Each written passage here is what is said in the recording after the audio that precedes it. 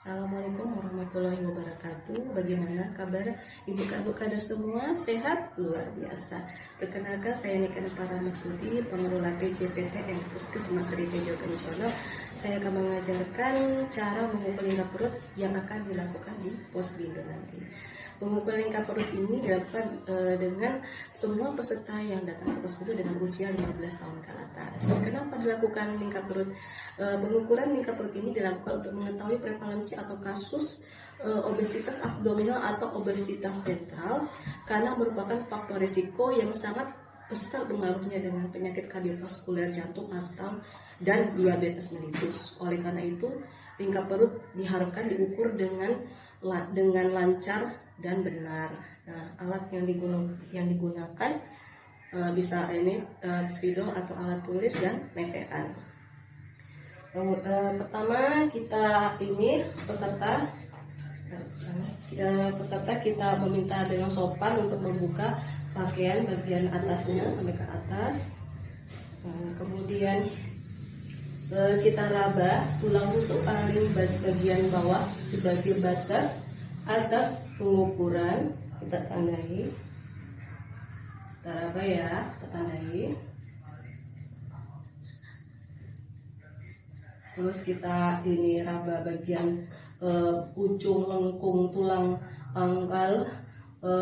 panggul bagian bawah sebagai batas bawah pengukuran, kita tandai.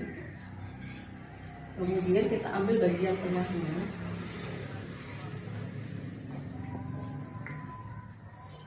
Kita ambil bagian tengah. Lalu kita ukur melingkar sejajar horizontal melingkar di pinggang ke perut. Kita ukur, terus kita catat hasilnya 106. Terus kalau peserta perutnya buncit, bisa kita ini ukur di bagian pusat bawah sini. Pas di pusatnya ya ibu-ibu ya.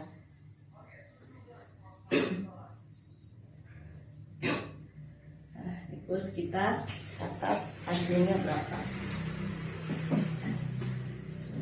Terus kita udah selesai, kita catat hasilnya. Begitulah cara pengukur lingkar perut yang baik dan benar. Nanti kita bisa praktekkan nanti di pos bimbing nanti. Terima kasih ibu kader semua ya.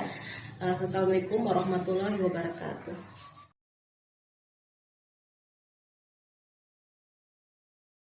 Assalamualaikum Ibu, perkenalkan saya Ambar, saya fasilitator ya untuk melatih Ibu kader tentang pos bimbing. Kali ini saya mau mengajarkan Ibu untuk melihat orang yang kena kencing manis ya Bu ya.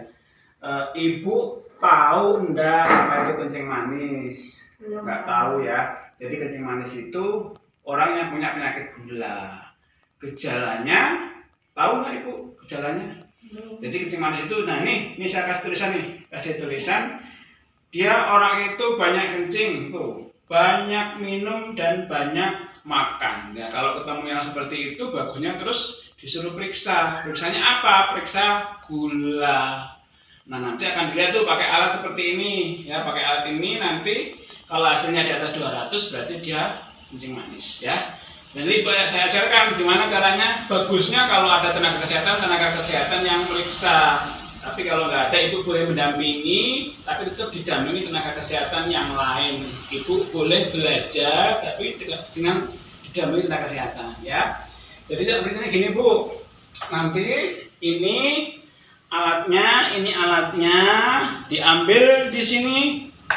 Ini ada headnya, ini sticknya, dimasukkan ke sini, terus dimasukkan ke sini. Nanti ini akan ada angkanya, ya, akan ada angkanya. Kalau sudah siap nanti ini untuk menusuknya. Nanti petugasnya memakai sarung tangan, ya, pakai sarung tangan agar bersih, agar tidak ada kuman, ya. Dipakai sarung tangan begini, nanti sambil Ibu mantau melihat petugasnya untuk meriksa gula. Nanti kita akan lihat berapa kadar gulanya. Ini untuk nusuknya nanti dikasih lancet seperti ini, dimasukkan seperti ini. Nanti ibu harus lihatin, jadi ibu nanti tahu kalau ada pemeriksaan, ibu tahu caranya, nanti tahu hasilnya.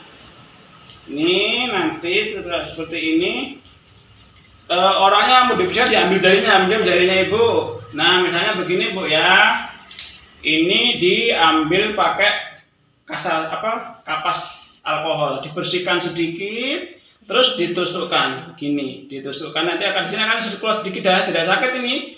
Setelah keluar darah sedikit, nanti dipencet, ditempelkan ke sini. Nah nanti darah itu akan mengalir ke sini. Di sini akan ada angkanya. Kalau sini angkanya di atas 200 berarti di sini tertulis gula darahnya. Kalau di atas 200 berarti dia termasuk kencing manis, gitu ya. Jadi nanti ibu bisa tahu kalau di sini angkanya 200 berarti dia kencing manis. Baru setelah itu dia disuruh berobat, gitu bu ya. Gimana ibu, masih tahu nggak, masih ingat nggak tadi yang saya sampaikan gejalanya apa kalau orang kencing manis? Insya Allah ingat. Apa coba? Satu, banyak makan. Dua, banyak kencing. Terus sering haus. Oke, banyak minum berarti ya. Terus berat badannya naik. turun. Oh iya. Ya wes bu, kalau begitu saya permisi. Dah sih. Assalamualaikum warahmatullahi wabarakatuh. Perkenalkan, saya Dr. Eka Murniasi dari Puskesmas Ritejo Kencono. Apa kabar Bapak Ibu semuanya? Semoga semuanya dalam keadaan semangat dan tentunya hari ini dalam keadaan sehat. Izinkan saya di sini akan menyampaikan materi edukasi daya seimbang. Kenapa sih materi ini disampaikan kepada Bapak Ibu semuanya? Tujuannya nantinya Bapak Ibu setelah menerima materi ini bisa memberikan edukasi kepada masyarakat, khususnya di wilayah kerja kita yaitu di wilayah Puskesmas Ritejo Kencono. Apa sih diet? Mungkin untuk Bapak Ibu untuk istilah diet tidak asing lagi, namun diet di sini bukan berarti kita akan menurunkan berat badan kita, namun diet di sini adalah pengaturan pola makan sesuai dengan kebutuhan kita. Karena apa? Sehat itu harus memenuhi kaidah-kaidah kebutuhan nutrisi yang cukup secara kuantitas dan secara kualitas. Kuantitas jumlah energi atau kalori harus cukup sesuai dengan kebutuhan kita, sedangkan kualitas itu terdiri dari karbohidrat, kemudian protein, kemudian mineral, lemak, dan vitamin. 5 ini harus mencukupi.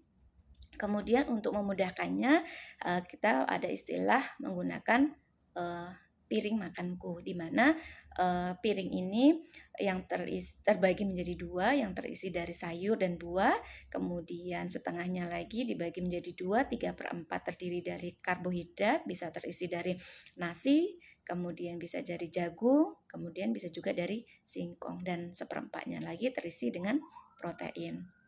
Dan tentunya kita juga harus membatasi jumlah asupan dari garam, gula, dan lemak. Garamnya 1 sendok teh per orang per harinya, kemudian untuk gulanya 4 sendok makan per orang per harinya, kemudian untuk lemaknya 5 sendok makan per orang per harinya. Kemudian kita juga harus mengonsumsi minum air putih 8 gelas per harinya. Mungkin itu saja yang bisa saya sampaikan, mudah-mudahan bisa memberikan manfaat. Saya akhiri, wassalamualaikum warahmatullahi wabarakatuh.